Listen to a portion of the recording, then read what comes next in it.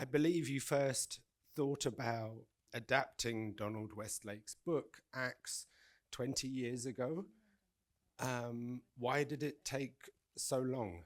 제가 프랑스 그리고 미국의 스튜디오들과 많이 접촉을 해 봤는데 결국 그들이 제시하는 예산이 제가 원하던 것 차이가 있었습니다. 그래서 그렇게라도 만들 것이냐, 아니면 내가 원하는 예산이 주어질 때까지 기다릴 것이냐는 고민도 많이 했지만 결국 기다리다가 끝내 이루어지지 않아서 최근에 한국 영화로 바꾸기로 결심을 하고 그 다음부터는 빨리 진행이 됐습니다. I've been in contact with many French studios and American studios, but the budget that they proposed for the film was very different from the one that I had in mind. So I put in a lot of thought about whether I should adjust to their budget or to wait. And I decided to wait, and I kept waiting, and it didn't work out. So only recently did I decide to change this into a Korean movie, and then everything moved very quickly from there. And the change from you, so you'd originally set it in America. And when you moved it to Korea, did it unlock creative opportunities for you too? 특별히 그런 건 없었어요. 오히려 이게 좀 잃은 것이 있었고 얻은 것이 하나씩 있는데 잃은 것은 무도회의 컨셉입니다. 독립기념일 날 벌어지는 미국 역사 주제의 무도회로 원래 미국 영화를 위한 시나리오에는 그렇게 돼 있었죠. Not particularly, but there is something that I lost and something that I've gained. As for something that I've lost, it was in regards to the dance party scene. So in the American film, it was actually supposed to be a 4th of July party themed after American history. 그래서 링컨 대통령 같은 그렇게 유명한 사람들의 모습으로 차려입은 그런 사람들이 잔뜩 모여서 하는 그런 파티였습니다. 그것이 미국 영화로서는 더 뭔가 새로운 레이어를 하나 줄 수 있다고 생각했거든요. 그런데 그 한국 영화는 그게 말이 안 되니까 이제 그냥 평범한 할로윈 파티로 바뀌었죠. So the party was filled with people who were dressed up as famous historical figures like Lincoln, and I thought that it would add a new layer to the American film, but it wouldn't work in the Korean film, so we just changed it into a Halloween party. 그렇지만 이제 포카혼타스는 그냥 그대로 남아 있었어요. 그러니까 미국 역사 주제였어도 그 중에 한 인물로서 미국 역사의 한 인물로서 포카혼타스가 존재했는데 제가 그것까지 버리고 수는 없었기 때문에 그냥 그건 그대로 가져왔죠. But Pocahontas remained the same, so she was still a character in the American version, but I just couldn't let go of that premise, so I just kept it in the Korean version as well. 그리고 얻은 것은 분재 취미입니다. As for what I've gained, it would be bonsai. 미국 남자가 가지기에는 좀 너무 특이한 취미잖아요. 근데 한국 영화에서는 가능했기 때문에 만수의 식물 애호 취미 중에 이제 중요한 하나의 부분으로서 그것을 설정할 수 있었죠. It would have been too unique of a hobby to give an American man, but it was more possible of a hobby for a Korean man, so it became an important part of his love for plants. 그 결과 분재를 여러 가지로 영화적으로 잘 써먹을 수 있었고 특히 시체를 처리하는 과정에서 그 철사로 분재를 하듯이 꽁꽁 묶어서 이 부피를 줄여서 묻는 그런 장면을 만들 수 있어서 정말 기뻤습니다. And as a result, I was able to cinematically utilize the bonsai in many ways, most significantly used in the scene where Mansu is using the bonsai wire to take care of the dead body and to reduce the volume of the body and to bury it. 그 이미지 자체도 저는 정말 좋았고요. 너무 아름다웠고요. 특히 또 전기톱을 이용해서 막 잘라내는 사지를 막 잘라내는 그런 피투성이 장면을 만들지 않아도 되었기 때문에 특히 좋았습니다. And I really loved the image that we came up with. I thought it was beautiful, the dead body tied up in that wire. And I was really glad that we were able to avoid making a bloody scene where he's using a chainsaw to cut up the body instead. 그리고 분재를 이용해서 또 그 아들의 꿈 장면을 만들 수 있어서 또 그것도 마음에 들었죠. And the bonsai was also featured in The Sun's Nightmare, which I also really liked. In the book, did he cut up the body with a chainsaw? 집으로 가져오는 장면 자체가 없었던 것 같아요. 그러니까 그 원작을 돌이켜 보면 이렇게 이제 뭐 실직한 사람이 뭐 이런 계획을 세워서 하나씩 살인한다 이런 그런 큰 계획만 그냥 갔지 나머지는 정말 거의 다 새로 쓴 것 같습니다. I don't think in the book the man ever brought the dead body home. We only kept the larger structure of this is a story about a man who lost his job and decides to murder people to fix it. And then the smaller details, all of them have been rewritten. 저는 이것이 무엇보다도 가족에 관한 이야기라고 생각했기 때문에 이 만수의 처자식들의 비중을 아주 키웠고 또 집이라는 그 공간도 그 굉장히 중요하게 다루려고 했죠. 그렇기 때문에 시체를 집으로 가져온다. 그 자기 집 마당에 묻는다라는 것은 완전히 새롭게 쓰여진 내용입니다. I ultimately thought that this is a story about family more than anything. So compared to the novel, I spent a lot more time on the characters in the family and the house as a character as well, which is why he ends up burying the body in the house. And so, when you first read the book, was the kind of satire on capitalism and masculinity all in the book, or was that something you brought to the work? 자본주의 사타이어는 당연히 원작에 아주 강하게 있었고요. 매스큘리니티에 관한 거는 뭐 조금 힌트 정도였다고 생각합니다. 저는 그걸 아주 훨씬 더 키워서 강조하려고 했죠. The satire about capitalism was clearly in the book. As for masculinity, I think it was more hinted at, and I emphasized it a lot more in the adaptation. And how personal is the film and are your films? 예, 제가 사실 생각해 보면은 종이 만드는 사람에 관한 이야기다라는 것이 그게 무슨 제가 관심이 있었겠습니까? 시작할 때는 좀 시큰둥했어요. 이 책을 시작할 때는. 그저 그냥 저는 포인트 블랭크의 원작자, 제가 너무너무 사랑하는 인생 영화 중에 하나인 포인트 블랭크 원작자의 작품이라고 해서 읽었을 뿐이지 그 소재는 참 관심이 없었습니다, 애초에. If you think about it, the novel was a story about people who make paper. And why would I be interested in people who make paper? So I wasn't that excited to read the book at first. I simply decided to read it because I heard that it was the writer who wrote the story that one of my favorite films, Point Blank, was based on. 예, 이 중에 혹시 안 보신 분 있으면 그 영화 꼭 보시기를 추천드립니다. 포인트 블랭크, 영국의 자랑스러운 천재 존 부어맨 감독 작품이에요. If there's anyone here who hasn't watched Point Blank, I strongly recommend it. It's Britain's genius, John Boorman's film. 그런데 읽으면서 저도 모르게 깊은 공감을 하게 됐는데 사실 종이 만드는 일처럼 영화를 만든다는 것도 만드는 사람들 자신들이나 이게 굉장히 중요하고 막 인생을 거는 일이지 그냥 보통 사람들은 그게 그렇게 대단한 일이라고 생각하지 않잖아요. 그냥 시간 때우는 2시간짜리 오락물일 뿐인데 정말 우리는 거기에 인생을 걸잖아요. 여기 이 원작 소설 The X에 나오는 종이 만드는 사람들도 다 마찬가지인 것 같더라고요. 그래서 공감하기 시작했습니다.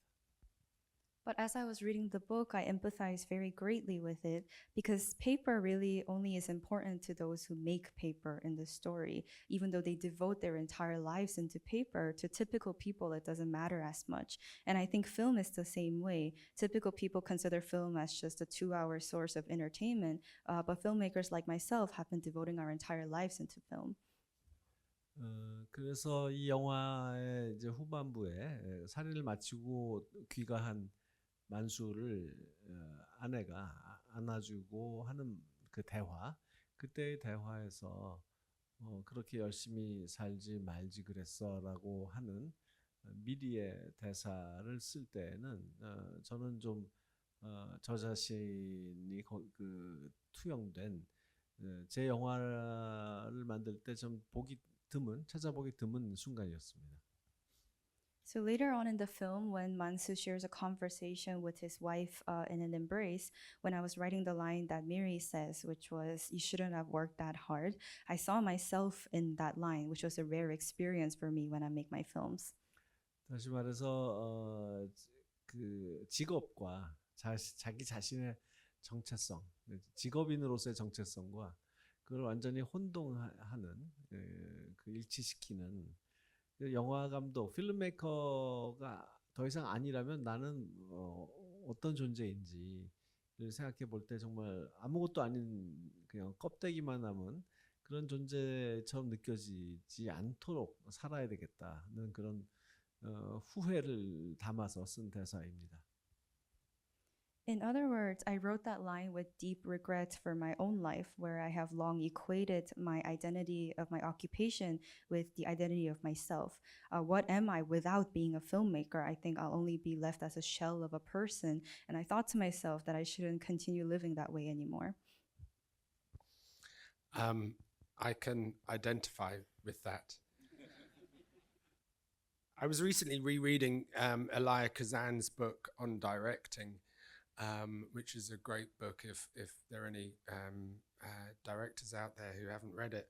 And he talks about how when he reads a script, he would write down every way in which he identified with the characters and with the stories, and look for similarities and parallels within his own life and experience. And I think that's maybe quite an American way to go about it. Anyway, that's not really a question. Sorry, I forgot we were having a Q&A 찾아서 and 읽어보겠습니다. not a I'll conversation. make sure to read it. In Old Boy, there's a tooth pulling, which sort of feels like quite an image from dreams, almost a kind of nightmarish image. Is there something in that tooth pulling that you return to? Does it have a meaning? Things in your films metaphors for other things? 만수라는 캐릭터를 설명하는 하나의 장치로서 출발한 설정입니다. It started out as a device to describe Mansu as a character. 뭔가 꽉 막힌 너무 답답한 어떤 남성으로서의 만수인데요. 자기는 돈을 못 버니까 이 비싼 치료를 받을 자격이 없다. 그래서 빨리 취업을 해서 당당하게 자기 자신에게 투자하겠다. 그때까지는 다 보류다. 이렇게 고통을 견디어야 내가 더 취업을 위해서 노력할 테고, 그러니까 그렇게 되면 더 빨리 취업이 될 테니까 그런 막 그 의지로 모든 걸 이겨내 보겠다는 그런 캐릭터. Mansu is a very stuck-up and frustrating man. So he believes that he doesn't deserve to go to the dentist without a job. He wants to put everything on hold until he can proudly get a job and proudly walk into the dentist. So he believes that the pain of this toothache will motivate him to work harder and to find his job better as well. So he thinks that he can overcome everything by pure will. 그리고 이제 클라이맥스에서 이빨을 드디어 뽑을 때 그것이 굉장히 복합적인 감정을 일으키기를 바랬습니다. 이제 그토록 참았던 술을 마시지 않으면 안 되는 상황에 놓였잖아요. 선출의 의심을 사지 않고 그를 안심시키기 위해서는 그가 주는 이 폭탄주를 받아 마셔야 되는데 자기는 9년 동안을 악착같이 참았고, 그러니까 이거를 마시고 싶지 않지만 또 한편으로는 간절히 바래온 거잖아요. 9년 동안 참으면서. 그러니까 이것은 큰 환희를 주는 선물과도 같은 것이죠. In the moment where, in the climax of the film, where he finally is about to pull out his tooth, I wanted it to arise a complex set of emotions for Mansu. So he is in a situation where he has to drink because he doesn't want to make Sunshir suspicious of him, but also he's been abstaining from alcohol for 9 years, so he doesn't want to get himself to drink. But at the same time, the thought of drinking brings him a great sense of excitement because he's been abstaining from it for so long. 그리고 그것을 뽑을 때의 느낌은 커다란 해방감, 환희, 이 술을 다시 마셨을 때의 환희를 표현하기도 하고 또 술 마시던 시절에 그는 좀 폭력적인 성향을 가졌던 것으로 짐작이 되는데 그런 폭력성이 풀려나는 것 같은 그런 행동으로 표현하고 싶었습니다. And when he finally pulls his tooth out, I wanted it to feel like a great moment of liberation and excitement for Mansu. And on top of that, we've learned that back when he used to drink, he had more violent tendencies, and those tendencies have also been released in this moment. 또 하나는 제가 아주 존경하는 한국에 돌아가신 옛날 감독님의 한국 영화 사상 최고 걸작이라고 흔히 말해지는 오발탄이라는 영화 60년대 영화인데요. 그 영화에 대한 오마주도 있습니다. And another thing about The Tooth is that I wanted it to be an homage to a great masterpiece by an older Korean filmmaker who has passed away. It was a film that was released in the 60s called An Aimless Bullet. An Aimless Bullet. Oh, I have to look it up. He seems to be a very specific character. And it's that specificity that gives him a kind of universality. Do you know that character? Is he someone that you've met in your life, or is he amalgamation of lots of people? 예, 실제로 뭐 제가 아는 사람의 특징에서 뭔가를 따온 것은 전혀 없고 그저 그냥 뭐 만들어낸 캐릭터죠. 그냥 가공의 인물이고, 근데 거기에는 저 자신도 어느 정도는 들어가 있을 것이고, 예를 들면 뭐 그런 거죠. 남편으로서, 아버지로서 이렇게 살아야 한다, 저렇게 살아야 한다라는 어떤 책임감 같은 거 있잖아요. 그 남성성의 그 상자 이런 것도 어느 정도는 저도 공감하는 것이 있고요. 이런저런 것들 다 뭐 가져온 거죠. 뭐. I didn't create him based on a specific person that I know in my own life. He's just a fictional character that we've created, but I do believe that he reflects a little bit of myself as well. For instance, he has boxed in thoughts of what responsibilities that a husband or a father should have. I think some of that comes from my own experiences. 또 예를 들면 뭐 아라, 그러니까 법모의 아내인 아라가 그렇게 말하잖아요. 그 실직 자체가 문제가 아니라 실직이 어떻게 대처하는지 그게 문제다라고 말하잖아요. And another thing is the line that Ara, Pommo's wife, says to him, which is, "It's not that you lost the job that matters; it's how you deal with it." 그런 것은 제가 예전에 Sympathy for Mr. Vengeance라는 영화가 한국에서 크게 흥행에 실패했을 때 제가 좌절하고 있을 때 와이프가 했던 말하고 비슷한 겁니다. 흥행 실패가 문제가 아니라 흥행 실패 어떻게 대처하는지 그게 문제다라고. And that's based on a line that my wife said to me after the release of Sympathy for Mr. Vengeance, which was a commercial flop. And she's told me that it's not the fact that it flopped that matters, it's how you deal with it that matters. She sounds great.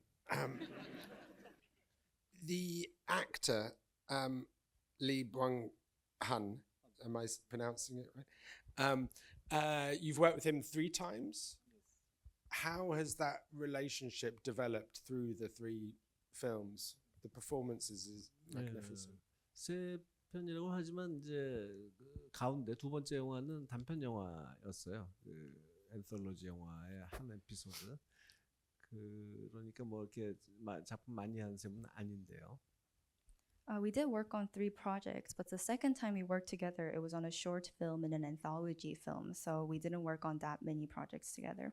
네, JSA라는 작품이 첫 작품이었고 그것은 25년 전이죠. 그런데 그 25년 전에 처음 만난 후로 계속 친한 친구로 지내왔기 때문에 그렇게 뭐 현장에서 치열한 토론과 막 이런 게 막 논쟁과 그런 게 필요하진 않았습니다. And the first time we worked together was on JSA, which was 25 years ago. But ever since the first time we've met, we've stayed very close friends on personal terms. So we didn't have to go through any fierce discussions or debates on set. 저는 이제 작업 과정이 일단 프리프로덕션 때 배우와 리딩하는 시간을 가져요. 1대1로도 하고요. 뭐 부부 역할이 있다면은 그 부부 둘을 데려다 놓고 또 한 번 하기도 하고 그런 식으로 주연 배우하고는 정말 한 4번, 5번 정도 그런 세션을 갔습니다. And how I work is during pre-production, I take time to have table reads with actors, one-on-one, or if there's a lot of scenes as a couple, then with both of them. And with our main characters, I think I have 4 to 5 sessions like that with them. 그 자리에서는 제가 우선 왜 이렇게 각본을 썼는지를 하나하나 설명을 합니다. 거기 담긴 저의 의도에 대해서. 그리고 배우가 읽게 하고 그러면 그 읽을 때 어떤 단어에 강세를 주어야 할지라든가 뭐 이런 것들을 함께 의논을 하고요. 그리고 배우에게 어떤 그 다른 의견이 있다면 공감이 안 된다. 뭐 그런 때는 토론하고 공감이 서로 될 때까지 논쟁하고 그런 과정을 거칩니다. And during those sessions, I explained why I wrote the screenplay the way I did. So I explained the intentions behind everything, and then I try asking them to read the script, and then I also instruct them on which words to emphasize after they've read their lines. And if we have any different opinions on anything, we have discussions until we come to an agreement on something that we both can agree on. 그런데 재밌는 것은 제가 스토리보드를 아주 처음부터 끝까지 다 자세하게 하는 편인데요. 그 스토리보드를 촬영 개시 전에 책처럼 만들어서 관계자들한테 모든 스태프과 배우들한테 주거든요. 근데 이병헌만 그것을 전혀 들여다보지 않고 현장에 온다는 겁니다. And the funny thing is, I take a lot of time into creating a detailed storyboard of the entire film, and then I print it out into a booklet and distribute it to the entire cast and crew. And Lee Byung-hun was the only person who didn't see the storyboard until he came on set. 거기 자기의 그 해석이 어떤 상상이 저의 스토리보드에 너무 갇히는 것 그렇게 그런 일을 막기 위해서 피하기 위해서 안 본다는 거예요. 그래서 현장에 오면 그날 이제 찍을 분량만 이제 그날 아침에 이제 재빨리 보더라고요. And he told me that he wanted to prevent his own interpretation or imagination of the film from getting too boxed in the storyboard. So he decided to only reference the scenes that we're going to be shooting the day of in the morning. 그래서 가끔 그런 말을 해요. 이 대사는 당연히 클로즈업에서 찍을 줄 알았더니 스토리보드에 완전 롱샷인데 또는 뒷모습인데 이게 이렇게 해도 되는 거예요? 라고 묻는 거죠. 그럼 내가 그러니까 제발 스토리보드 좀 보고 오라고 그랬잖아 하고 소리를 지르곤 합니다. And there would be instances where he said, "Oh, I thought we would be shooting this line in a close-up, but in the storyboard it was actually a long shot, or we're just shooting the back of him." And he would be like, "Oh, is that okay?" Then I would yell back at him, "That's why you need to reference the storyboard." The daughter seems to be the soul of the story to me, and I love that character. And then I watched it again tonight, and I was really struck by the sound, the music score, which seems in direct relation to that character, to her. A lot of it's on the cello. Can you tell me a little bit about that relationship between the daughter, the soul of the film, and the music? 우선 영화가 시작될 때 모차르트 협주곡이 나오죠. 근데 그 너무나 완벽한 조화로운 음악인데 근데 어느 순간 아주 듣기 거북한 첼로를 막 북북 긁는 듯한 활로 막 그런 듣기 귀에 거슬리는 소리가 들리기 시작하면서 그 모차르트의 음악을 망쳐놓죠.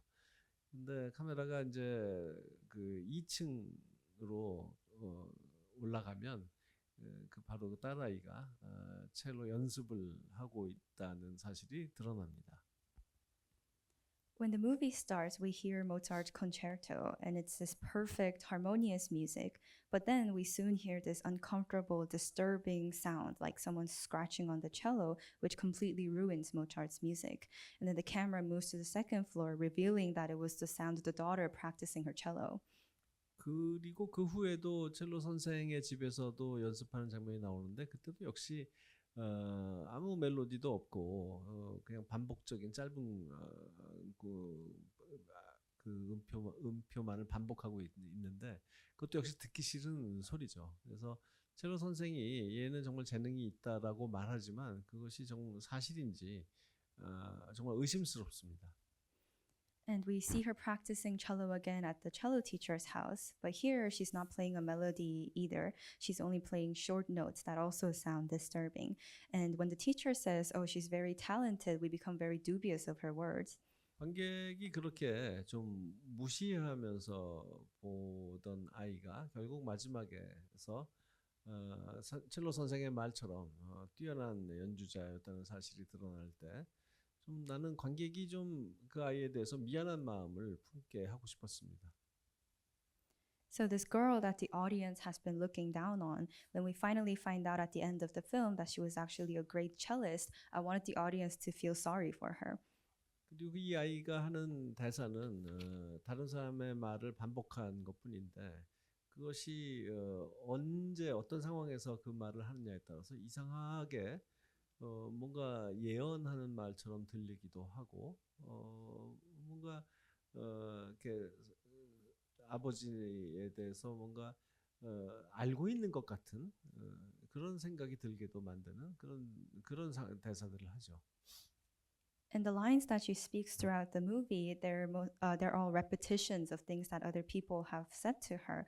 But depending on the situation, it almost sounds like she's prophesying something, or she knows something about her father that nobody else knows. 저는 좀 그 어린 여성 예언자 같은 느낌을 좀 주고 싶었습니다. And I wanted her to come off as a young female prophet. 그리고 마지막에 개들이 돌아왔을 때 부모 앞에서는 절대로 들려주지 않았던 온전한 연주를 개들을 환영하는 파티처럼 콘서트처럼 그렇게 열어주는 장면이 이어지죠. And when the dogs have returned to the family, she finally gives a complete performance, almost like a concert or a party, but her parents aren't invited there.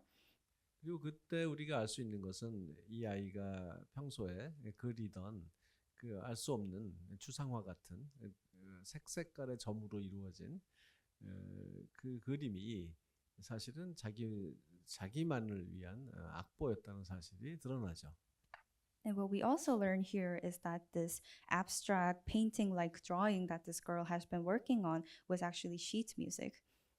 실제로 한국에 실존하는 소녀 첼리스트의 그림입니다. 그 아이는 자폐아이인데 한번 들은 음악을 다 기억하고 그것을 그렇게 그림으로 기록을 합니다. 그리고 실제로 그것을 보면서 연주를 할 수 있다고 합니다. 제가 본 커다란 그림은 베토벤 9번 교향곡 전체를 악보로 그려놓은 것이었습니다.